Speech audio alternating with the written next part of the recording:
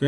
halage no bu no we ti ko mala kwai ta so ti ba ko ti ko ga we ta ko mu le ti ti o kai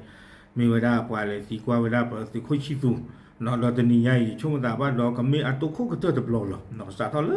ta ri ta ko ti ba ke tho sa ni no di ta di te ti li tho bu lo ta le BGF ตะกปาเนี่ยtu we ni deปัจนาฮูลาตัวที่ผ่านเนี่ยถ้าที่ตักรุนให้ทอปาพลายให้ทอเสียบใหญ่ให้ทอเตวด้านนอนบลอบาตะข้อเตอว่าเตชูเตชาตัวที่ผ่านหรอเอาโคตรตอนนี้เนาะเอาไว้มีเวลาตัวคู่เตอร์บลอเลยตัวโคชิตัวน้องจะเอาไว้แกให้ทอปาพลาเวด้าตาปาสะดอกความมาตากระสอบที่ว่าบ้ากัตาที่กวนที่ดอกที่ผ่าเนาะตั้งค่ายวิทยาสุยตัวยาแท็บเล็ตเพื่อมีอาศัยกับปียเต็นบ้าอันนั้นก็นี่ตัวคอมพิวเตอร์มาเนาะเอาโคตรตอนนี้เดี๋ยวประกันเลยกว่าแบบว่าเนาะกว่าที่ดอกตาที่ผ่าเนาะมีส่วนเกี่ยวข้องกับเรื่องร้องเรื่องของการออกหมายจับนะคะว่าไม่ได้ทำผิดอะไร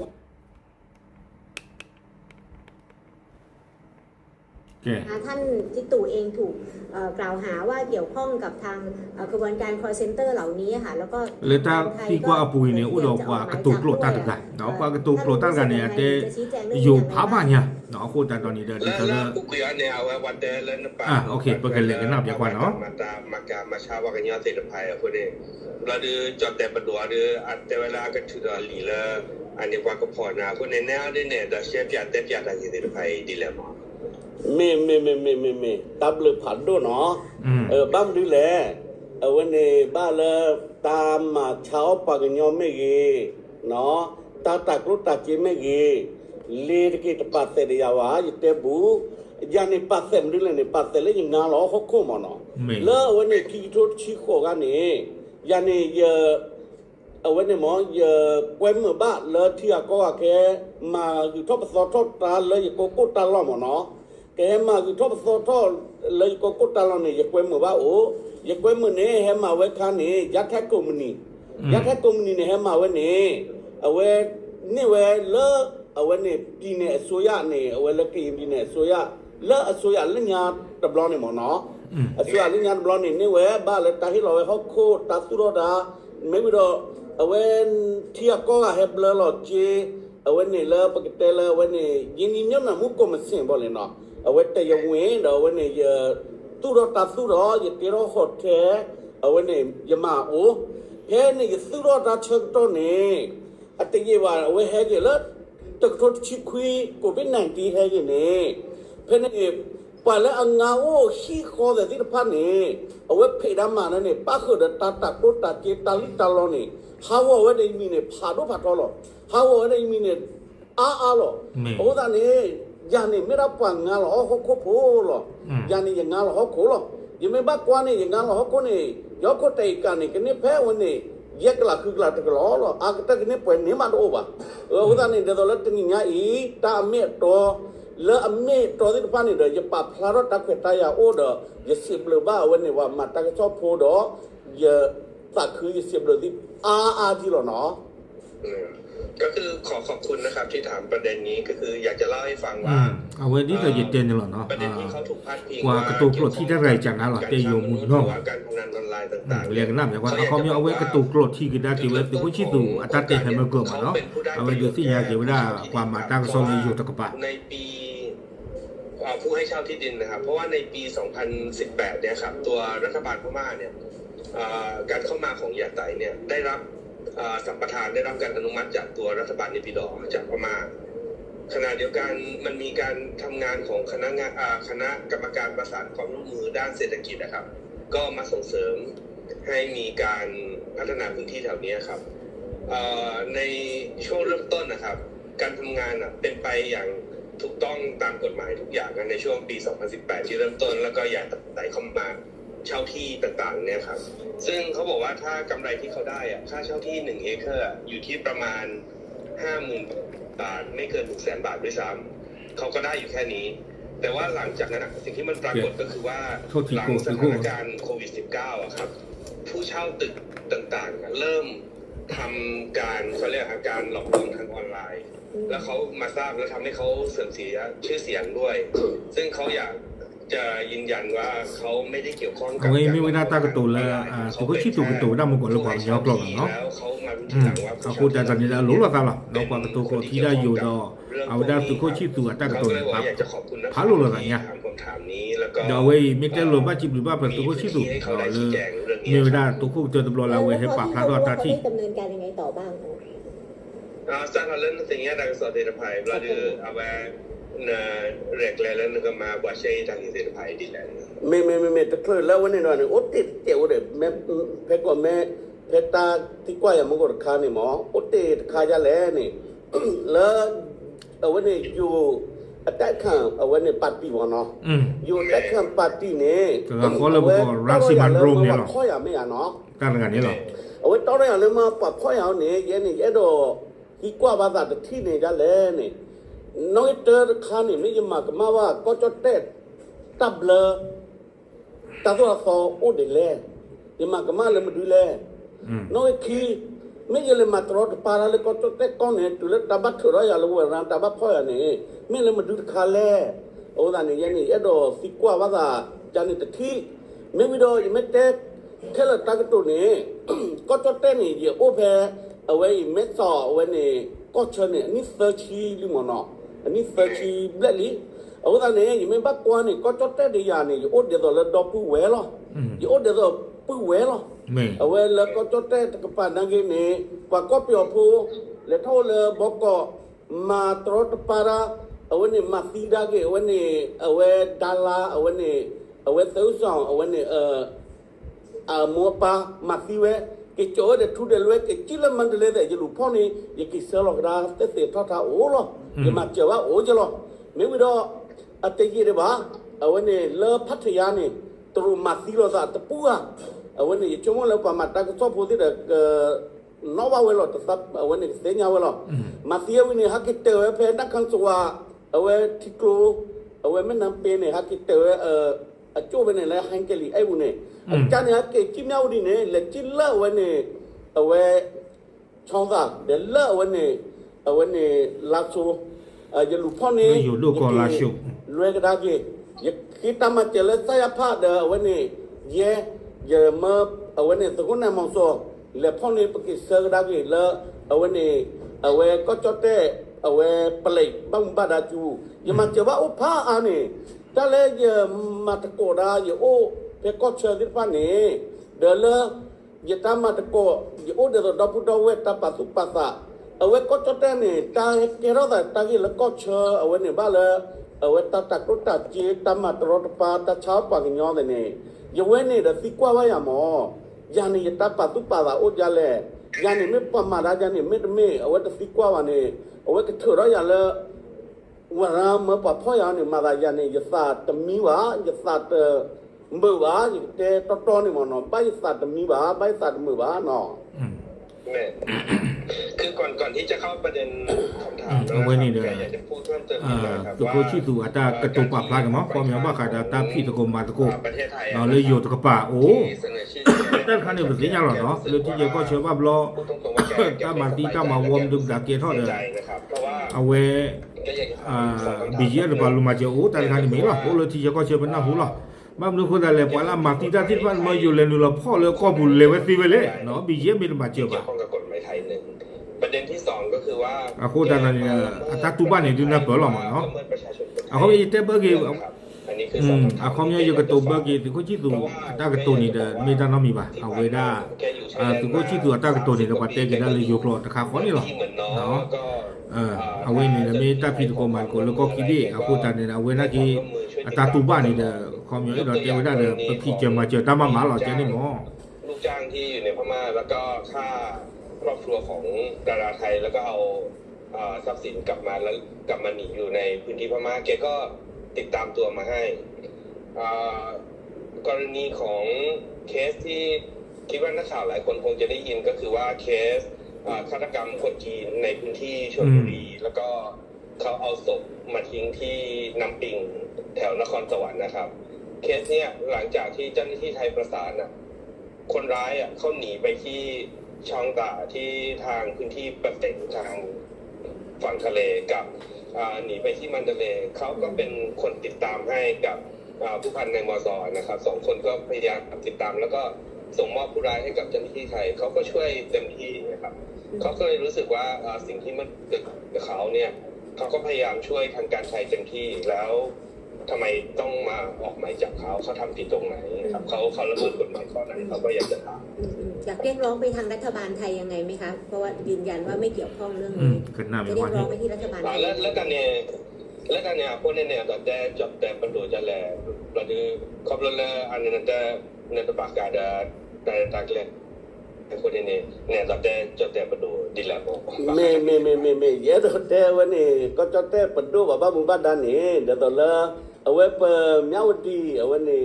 ก็ชาเนาะผมเมียวดีก็ชาบ้านละตรูเอาไว้นี่เลยตามมาเอาไว้ตักรุตัดจีเลยตามมาชาวปัญญาเห็นหนูเราได้พายคนนี้เดี๋ยวจะไม่เต้นยอตักตัวเล็กแค่ละเนี่ยเราแต่ละมึงคนไม่บ้าป่ะดูเนี่ยแค่ละก็จับแต่ที่สาวเราปฏิกว่าอาร์ตเนี่ยแค่ละเอาไว้นี่ก็จับแต่เอาไว้นี่ที่เวทายหาลูกเวลาที่ก็เวทีพ่อก็จับแต่ที่สาวเราหมอเอาเนี่ยเปิดแต่ไม่เราปฏิปักกับมาเราตาวะเนาะแต่ไม่เราปฏิปักกับมาเราตาวะหมอครอบครัวเลยเดี๋ยวต่อเลยตัดที่กับมายาอยู่ด้านละตัดเถื่ออย่าเราเวลาเนี่ยก็ดูยังไม่บ้าเตียวดูเด้อก็จับแต่นากีเด้อแต่ไม่เลยเอาไว้นี่เวมุงดาโอ้อะไรแต่ไม่จีวะมุงดาโอสิกอลอยเยสิญาเนี่ยมันเนาะครอบครัวเลยโอ้ที่เชื่อก็เชื่อเนี่ยเด้อเอาไว้เปิดคือกยาเอาไว้ตับอิตาเบอร์ติดรถตลอดว่าคนเนี่ยเด้อเอาไว้เกลือแล้วปฏิทินว่าที่ผ่านไปคือเห็บลาเด้อกูว่ากูเกลือกูว่าคนนี้เห็ดเกลือได้เดี๋ยวอีกโอ้น้ำเกลือเนี่ยข้าสุญญาใครวันเนี่ยบ้านเราภาษาเราเอาไว้ป่วยลิหมอภาษาเราป่วยลิภาษาเราป่วยลิเนี่ยชั่วโมงดูเอาไว้เนี่ยกับบ้านเราเมาเองนอกก่อหรอเนาะเพราะกับป่วยป่วยนั่นนี่จะเนี่ยหล่อเลยบ้านเลยเอาไว้ปีเอ๋เอาไว้เนี่ยเอาไว้เนี่ยเลือดสื่อกวเอาไว้สื่อกวขี้สื่อกวลุยสื่อกวเสเบเนี่ยเนี่ยบ้านเลยเอาไว้เนี่ยสารพัดชิลุยซอเอาไว้ตีละลันเลยเนี่ยตากบ้ามาตีละหล่อม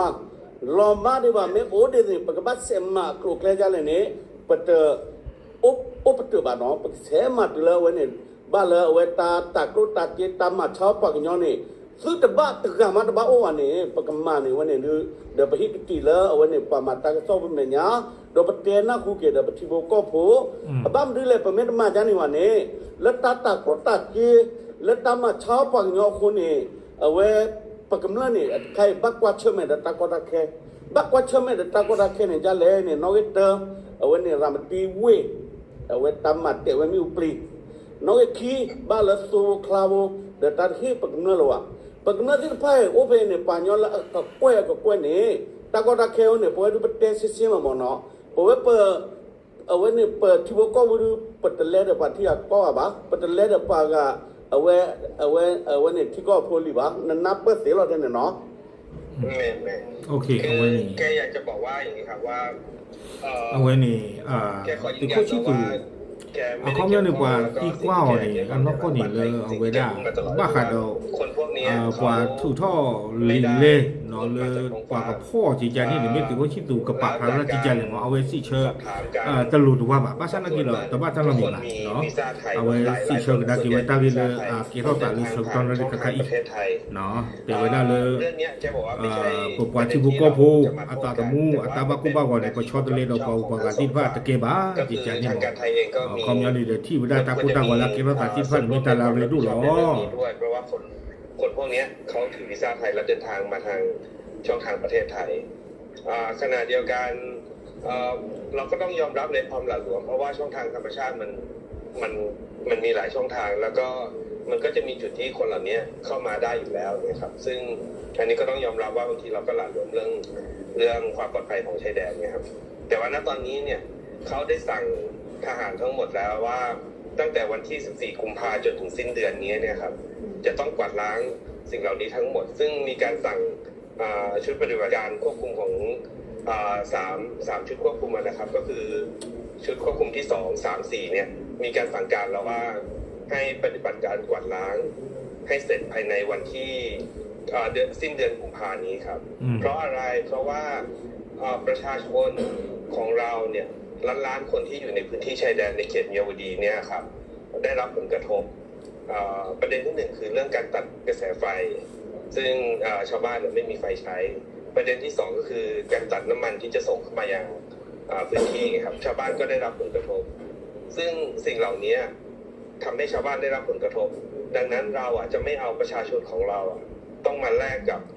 ประชาชนที่มาสร้างปัญหาในพื้นที่อย่างเงี้ยครับเขาจะพยายามแก้ไขปัญหานี้ให้ไวที่สุดแล้วก็จะทำการกวาดล้างให้เสร็จภายในสิ้นเดือนกุมภาพันธ์นี้ครับแสดงว่าที่เขาได้กวาดล้างแล้วก็เรื่องคนต่างๆเนี่ยก็อยากจะเรียกร้องไปให้รัฐบาลไทยหยุดมาตรการกดดันตัดไฟตัดน้ำมันอะไรนี้ไหมคะก็ได้แต่ว่าที่แล้วต่างไว้พวกเนี่ยเรามาเดี๋ยวเราจะจับแต่โดยแย่แล้วเอาไว้วิจารณ์จูเปลี่ยนหลักนี้คือในอูดาเอาไว้ช่วยกันต่อเหตุดับเด็กก็เชื่อแล้วตัดเชื่อโตเชื่อเป็นเดี๋ยวเราจะจับได้me ya te ba ya ka pya ne la wa ni ya ta pi ta ma me mi ma da pa te ni me pa ma ni me pa te a ho da ni ya te la tha kho ba ya ka ma pya me wi ma me te me da awe ya chomo ko to te ba mu ba da awe ata thi ke yin ne ya awe ne ke te nya wa lo mo no ho da ni me te khai da pa te wa la ya teโอ้ตอนนี้จะเตะบ้าจะมาเปียดดูเตะไม่วิ่งมาเด้อวันนี้เลยที่ว่าก็เนี่ยกระบะชั่วโมงขี้จะเลยนี่ยังชั่วโมงเลยวันนี้ก็จอดเตะบ้างบ้านดาที่พาเด้อแล้วสู้สาวเด้อก็อุตส่าห์ก็รอชั่วโมงนี่เบื้องต้นเนี่ยแกขอว่าขอไม่พูดอะไรหรือว่าเรียกร้องอะไรนะครับบ้าหรอท่านใครเนาะแต่ก็ที่สุดจะได้บ้าหรอไม่รู้แต่ว่าสิ่งที่แกจะมาดูก็ชัวร์จะโยวิมาที่ใจนี่หมดเนาะป่าพระราชโชื่อขึ้นข้อมูลป่าพระราชโชว์ตาตุต่อตาโลเรื่องประกำมาเปียซื้อเนาะแกคิดว่ารัฐบาลไทยสามารถพิจารณาได้ว่าแกทำจริงๆไหมผลงานที่มันประจักษ์เนี่ยแกถึงจะเรียกร้องไปว่าประชาชนแกควรจะได้รับอะไรกลับคืนมาเนี่ยแกขอทำให้เห็นก่อนแล้วแกถึงจะพูดก็ดูมากว่าชัวร์จะอยู่วิมั้งตอนนี้คาดการณ์ว่าจะมีคนสักกี่คนคะที่เราคิดว่ามันเกี่ยวข้องกระบวนการและที่เรากวาดล้างAkhirnya nanti jawab aku anori telela abatre bakada dari depan lalu pada nepon anori telela pada negara bahal nepon ini. Ya cuma dulu memang awan ni terus detia koga awan ni nanya jaga pemeten ni pagnya cuma orang ia kelak tu, gabah orang ia kelak. Aku tadi pakai poin ni dah agak pelara we, awan ni cuma tu aku klek awan ni kebab pelaro. ในการกวาดล้างในการประเมินเบื้องต้นเราจะไม่พูดแค่คนจีนนะครับแกบอกว่าขอใช้คำว่าชาวต่างชาติทั้งหมดเลยกันละกันว่าถ้าปฏิบัติการกวาดล้างที่เกิดขึ้นคนที่จะจับกุมจริงๆน่าจะอยู่ที่ประมาณ 50,000 ถึง 60,000 รายครับในการประเมินเบื้องต้นเนี่ยครับแล้วเขาก็จะตั้งใจทำให้เสร็จภายในสิ้นเดือนนี้ว่าการอย่างละครึ่งไรเนี่ยในด้านการลุกพอดันในกว่าเชื่อดาวีลาดเบียร์เลยลาดเบียร์ยังเนี่ยเพราะว่าปัจจัยปันนี้ปกพอดเลยหรอแต่ไม่เลิกใครเนี่ยตากรักเขาที่จะเล่นนี่แล้วปกเสกได้เนี่ยป้าเก็บป่าไว้ในวันยกแค่คิดทศตัวเนี่ยตากรักเขาจะจ้าวะไอ้เนี่ยเลิกต่อคิดชิมาเอาไว้เสกไว้ต่อคิดชิก็เสกนี่ก็เสกเพชรตัวเดียวเอาว่านี่ยโดดเตะบ้านเลยก็จอดเตะวันนี้ปัดดูหมอนอยโดดเตะบ้านเลยก็จอดเตะปัดดูนี่แค่แล้วอยู่แล้วตัวนี้ตัวแค่ปุ๊บจู่ไว้เด็กก็บอกอยู่อย่างเงี้ยแล้วไม่สอบเนาะแต่ปุ๊บจู่แล้วไม่สอบแล้วอากาศที่ผ่านนี่หมอเดี๋ยววันนี้อินโดนีเซียเด็กฟิลิปปินส์เด็กจะเต้นวันนี้อินเดียเด็กโอซิโกลอกับป้าที่จ้าหรอว่านี่ป้าที่ผ่านนี่ซื้อแต่บ้านไม่ตับป้าแล้วพายี่ใจที่หมอนอเอาตอนนี้เดี๋ยวป้ากวาดช่วยเดี๋ยวป้าพูดว่าอย่างเลยกระทูเราดูเดี๋ยววันนี้เปิดตากระเกอุตปุยหรอหมอเอาตอนนี้ยันนี่ชั่วโมงนี้ตาเคลื่อนเนี่ยเดี๋ยวไม่ใช่ไม่บ้าเดี๋ยววันนี้อยู่ประตูนี้ดอกวันนี้ก็ลูเช็คโลกิเวปแล้วเฮคอลเลยอยู่ที่สาธิตภาอีวันตาพ่อแล้วรำติ้วไปแล้วอัตราโยกอดิภาเนี่ยเดี๋ยวตาเช็คโลกิเดี๋ยวตาขี้เกแล้วชูและคลีนนี่รถเตะบ้านอย่างเด็ดที่แม่คือโดยความตั้งใจผมตั้งใจนี่ไม่หรอเนาะพยายามเป็นกวาดกวาดเอาความยังดีกว่านอกที่มีกันน่าเดี๋ยวเราถือว่าคิดดูเจอได้ดีกว่าการกวาดล้างตอนนี้เลยอากาศลายยังดีกว่าแต่จึกกาว่าพันกันเอาพูดแต่ตอนนี้มีหรอเนาะไม่ปากกาดีๆด้วยหรือว่ากวาดเฟนแต่นั้นมันก็จะไปยอกันตะกี้ขี้ยังเรื่องนี้นั่นคือเลยขั้นแรกก็ทุบเราดูเจ้าวิจัยอยู่ผ่านดูดขาหรอซึ่ง20 กุมภาพันธ์เนี่ยที่เราพูดถึงตอนนี้มีแค่ประชาชนของเขาเรียกมีแค่ประชาชน คนจีนเท่านั้นที่จะถูกรับตัวกลับไป อย่างฟิลิปปินส์อย่างอินโดอย่างเงี้ยครับยังไม่มีการพูดถึง ซึ่งแกอยากจะเรียกร้องว่าหลังจากการจับกุมการควบคุมแล้วเนี่ยการจะเอาคนมารวบรวมกันเยอะๆเนี่ยมันเป็นปัญหาการจัดการในพื้นที่พอสมควร ดังนั้นก็อยากจะร้องขอให้รัฐบาลไทยเป็นคนกลางในการประสานกลุ่มประเทศต่างๆที่มีประชาชนถูกควบคุมอยู่ในพื้นที่ข้างในอะครับให้รีบดำเนินการมารับประชาชนของตัวเอง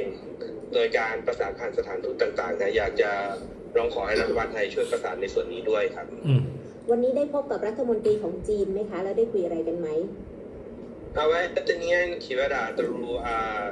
wajib pemacaran ala lau bodenya aja. Nanti aku kata ada aja. Jadi tiba badan nyai, jadi tiba ba awan ni adi Quran ni awan ni jadi power arkan ni. Nage ni awan ni la yo bang bada du je ceklo, dah je kue ki ni urbe awan nage ni whatever la agi tak mata kola agi whatever aja ni. สำหรับตัวแทนของแต่นี้อยู่ตากระสอบดูปรับพระรถจานี้เนาะแล้วตัวที่ตัวแต่ที่เราตาตรูอักษรเลยเทวดาก็เลยที่ตัวที่ตัวกันแบบให้มวยเทียบยาวตีตัวที่พระตากระสอบนี่เนาะไม่ใช่เราเลยคีเนี่ยตัวที่ตัวเดียวเลยที่เราตาตัวแทนของฝ่ายไทยนะครับซึ่งทางฝ่ายไทยได้อ่านแล้วก็บอกว่าเป็นข้อเสนอที่ดีแล้วก็เป็นสิ่งที่เขาเรียกเราน่าจะประสานความร่วมมือกันได้ครับหมายถึงข้อเสนอไปยังจีนหรือไทยคะส่งผ่านรัฐบาลไทยครับส่งผ่านผู้แทนไทยครับแต่ว่าไม่ได้มีการพูดคุยกับตัวแทนของจีนครับแล้วเราได้เสนออะไรไปกับจีนนะคะข้อเรียกร้องกับจีนเอาไว้แล้วตัวรัวเนี่ยตอบรับเราในเฟซเอาไว้เอาไว้ลีดเป็นความเล่นในเชื้อฐานนี้จดแต่อันนี้Ya tersewa wala terus ni cuma dapat dua ada korporat akhir korporat yo kau ni ni je cerita la wani awe tu unji mana tu unji kagwe unjiบ่แม่ก็คืออันนั้นครับเขาคิดว่าไม่ได้ส่งเรียกร้องอะไรผ่านตัวรัฐบาลจีนครับเพราะว่าคนกลุ่มนี้เดินทางผ่านช่องทางประเทศไทยเขาก็เลยทำหนังสือแล้วทำข้อเสนอไปยังผู้แทนของรองนายกรัฐมนตรีนะครับรัฐมนตรีว่าการกระทรวงกลาโหมครับงั้นหลังจากที่เขากวาดล้างต่างๆในสวีโกโปเคเคปาเขาทำยังไงกับธุรกิจของคนจีนก็น่าเป็นว่าที่กว่าแชร์เกว่าดาเคเคปาสวีโกโปมีวิลาเดตรูอัตสุทอสิวายอาตมาเดตพาเรนกมากระดากิจลาเนี่ยCarkhane du yeter sere ba khai no yeter batone da yek pheplo e tala ba adir pa da yek se de thime wi ma da lakhi da bato ba kwa la wane awane thia ko ga ta tu che tu lo we se la mu to we kwa la awane ame to du da ba ke chomo lakhi da bato นี่ตอนนี้ยังไม่สามารถพูดได้ครับเพราะว่าลำดับแรกก็ขอเก็บกวาดทำความสะอาดบ้านล้างบ้านก่อนแล้วให้นานาประเทศเห็นว่าเขามีความจริงใจแล้วก็ทำในสิ่งที่ถูกต้องแล้วไอ้ตัวธุรกิจที่ถูกต้องที่จะเข้ามาเนี่ยครับจะเป็นลำดับต่อไปที่จะเป็นการคิดกับขอเก็บกวาดบ้านก่อนครับ Thank you โอเคเขามีอะไรอยากพูดเพิ่มเติมไหมคะสอบถามได้ค่ะโอเคก็น่าเป็นว่าที่แล้วอย่าดูอย่าโดดเตะบ้าเดี๋ยวอย่าเตะละหมอนเดี๋ยวเตะมันก็ลอยกำเริบพูบักก็บักแค่แล้ววันนี้บักเตะว่าแต่ละตักรถตักเจตามาลิมาล้อปากย่อเขารู้แล้วปีเจี๊ยคูที่บอกก็พูบัตตะก็รักแค่ดูป่วยดูปวดโอ้คุณดูหรือเปล่าเดี๋ยวตามมาแล้วประมาทดูปักแสมาดีแล้วหล่อมากเลยกุดปุ๋ยหรอคุณเนี่ยเด้อแล้วป้าบ้าคุณป้าดาแล้วก็จอดตื่นแม่เย่แล้วประมาทตะก็ชอบแม่เย่แล้วป่วยเปิดก็ไปยอดก็จอดเต็มแม่เกตาเรตีเรตะโกตาเรโลตานี่ซื้อตลอดจาวานี่กะกีทอกกีชอบัดชอนี่เดี๋ยวถึงพลาดก็มือโอเคเอาไว้นี่เดี๋ยวมีไว้ได้ตาเวตากลเนาะเลยตุคุชิสุอันเอาจะละเว้เนาะให้ท่อปะพลาเวลาตาอุสะละเกเราตาติดผ่านนี่เนาะคูแต่ตอนนี้เดี๋ยวไม่ได้ตาคือเนาะแล้วเอาจะละเวให้ปะพระทศปะโดกว่ามาตากระสอติพระเอาไว้นี่เยปะเลยมิตาเลยอุดอลูปุยผัดด้วยเนี่ยบ้านมีคนแต่เลยเนี่ยทอบูเนาะปฏิที่บ้านเลยเอาไว้ได้ตุกุชิสุอันน้องชาละเวตปะพระทศจิตใจนอนก็ว่าเนาะตาวันยันนี่เดปกติที่มาเลยอัตจิตตังตัวติพระนี่เนาะพระเลยเอาไว้อุดตาสู้ต่อตาลมุนนอนเนาะ เนาะไม่รู้ว่าเลือกลาจะนอนดูกันนาเตนบ้าป่ะเนาะบ้าชนะกี่ดอนนี่เด้อปกบ้าที่ออกตาเสือกโตเนาะอาจจะกักเตอนี่เด้อที่บาลีสุขจิสุเวอันนองจาราเวเนาะให้ปรับพลังรักษาดอตาจิตาตัวตินบ้านนี้จะไม่เทวดาตะมิวดอตมาป่ะเนาะก็ใกล้เนี่ยที่บาลีสุขจิสุเจเลลูเนาะเจเลลูหล่อลูพ่อเลลูหล่ออากูแต่ตอนนี้ในช่วงนั้นปกบ้าขอความจะเลือกลานไปเลยเนาะแต่นี่ยาคนนี้เด้อชินวิตอดีหล่อตาเสือกโตที่ดีตะมิวตอเนี่ยเนาะที่ดีตอนที่ชิดตอเนี่ยaku dah doni dah pekebak khokwa ye chong menta le amuli mobwa ka plato weda pheni to blog doni lo okay awe me weda pasti ko chi tu na ta pa plato da do pa ma ta ka so ni lo pa plato chu pa che thei lo ta blu